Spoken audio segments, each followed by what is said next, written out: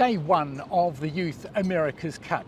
And yes, you may notice it looks pretty dark out here. That's not just the sky, it's 7 p.m. local time. Racing delayed by 3.5 hours because of lack of wind. But boy, when it got going, the wind was up and it was bucking bronco time. The first race, Team New Zealand was early over the line and had to circle back to restart again. Luna Rossa hit it perfectly and at speed and basically led all the way through to the finish.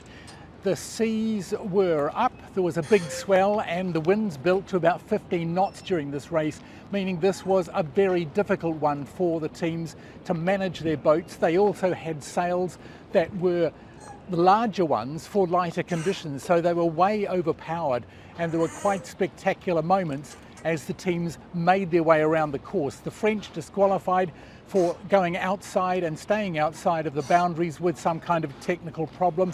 The British, who were second at the second mark, then had a big problem and fell to the back. All of the teams battling the high seas and the strong winds, but it was Luna Rossa who managed the conditions best with a 1 minute and 3 second lead over American Magic. Team New Zealand third in that race. Into the second race, France was still out, Switzerland was out with technical problems, and at the start it was Team New Zealand that got the flyer and led around the first mark from Italy, but in the choppy seas all of the boats started to have problems with splashdowns and with crashing through waves, and a big nosedive by Team New Zealand put them to the back of the four boat race. American Magic got past Luna Rossa, and at the finish it was American Magic taking their first win ahead of the Italians, with British third a long way back, 2 minutes and 39 seconds behind the leader, and Team New Zealand, after struggling to keep going, came in fourth.